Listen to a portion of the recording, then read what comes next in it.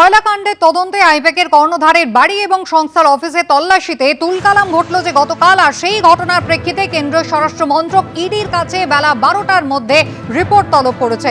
কথা বলবো আমাদের প্রতিনিধি প্রকাশ সিনহার সঙ্গে। প্রকাশ, সেই রিপোর্টে কেন্দ্রীয় স্বরাষ্ট্র মন্ত্রক ইডির কাছে ঠিক কি জানতে চেয়েছে?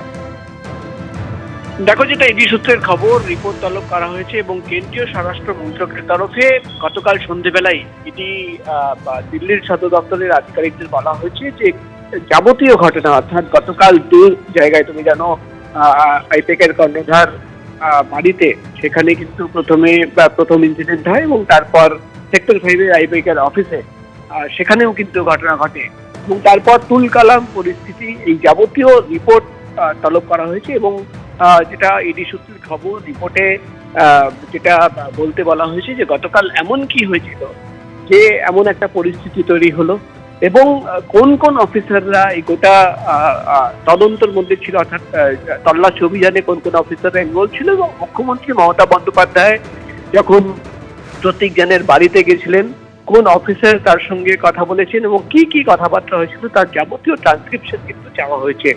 এবং যেটা ইডি সূত্রের খবর, যে রিপোর্টে এটাও বলতে বলা হয়েছে যে মুখ্যমন্ত্রী মমতা বন্দ্যোপাধ্যায় অফিসের ভেতরে প্রবেশ করেছিলেন কিনা, বা তিনি সেখানে পৌঁছানোর পর আর কি কি ঘটনা ঘটেছিল, কিভাবে তিনি এই ল্যাপটপ বা হার্ড ডিস্ক নিয়ে নিলেন, কার হাত থেকে নিলেন, এই যাবতীয় মাইনিউট ডিটেলস কিন্তু এই রিপোর্টে দিতে বলা হয়েছে। এবং আজকে বেলা 12টার মধ্যে এই রিপোর্ট স্বরাষ্ট্র মন্ত্রকে জমা দিতে বলা হয়েছে। এবং যেটা ইডি সূত্রের খবর, আজকে স্বরাষ্ট্র মন্ত্রকের ইডির বেশ কয়েকজন অফিসারদের ডাকাও হয়েছে, এমনও খবর কিন্তু আমরা পাওয়া যাচ্ছে।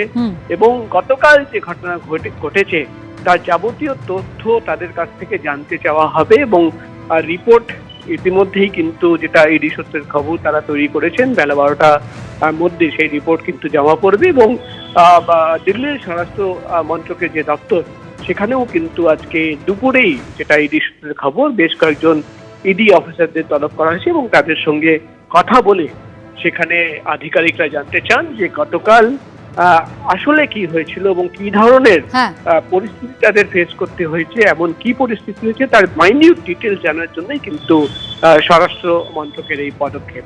প্রকাশ, ধন্যবাদ। ইডির বিরুদ্ধে তথ্য লুট করার অভিযোগ গতকাল করেছেন মমতা বন্দ্যোপাধ্যায়, যার পাল্টা উত্তর দিয়েছে বিজেপিও। আমি মনে করি এটা ক্রাইম, একটা পার্টি অফিসের, এটা প্রাইভেট অর্গানাইজেশন নয়। আপনারা সবাই জানেন আইপ্যাক আমাদের অল ইন্ডিয়া তৃণমূল কংগ্রেসের, এটা আমাদের অথরাইজড টিম এবং সেই অথরাইজড টিমের কাছ থেকে সব কাগজ ছিনিয়ে নেওয়া, সব লুট করা এবং কাগজ टेबल पूरा फाका पड़े रही है। चुनाव का स्ट्रैटेजी पूरा छीन के लिया, एक क्राइम है। अगर आप हमारे साथ लड़ने नहीं सकता है तो अब क्यों हम बंगाल में आते हैं, हमारा स्ट्रैटेजी लूट करते हैं, हमारा डेटा लूट करते हैं, हमारा वोटर लूट करते हैं। तृणमूल कांग्रेस दुर्नीतिग्रस्त, तृणमूल कांग्रेस अपराधी, तृणमूल कांग्रेस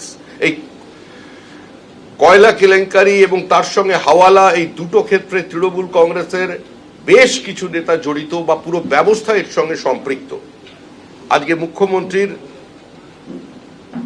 এই অফিসে হঠাৎ হানা দেওয়ায় আজকে সেটা একদম শিলমোহর লাগিয়ে তিনি চলে গেলেন।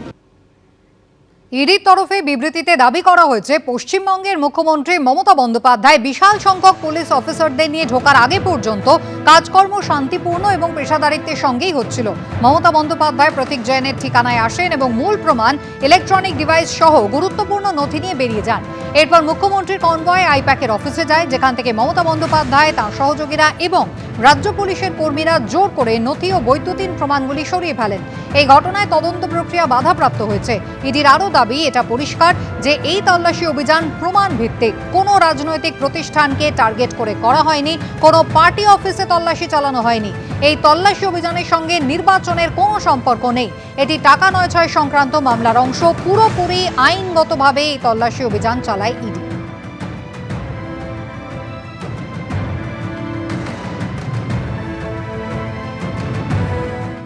এবিপি আনন্দ, এগিয়ে থাকে, এগিয়ে রাখে।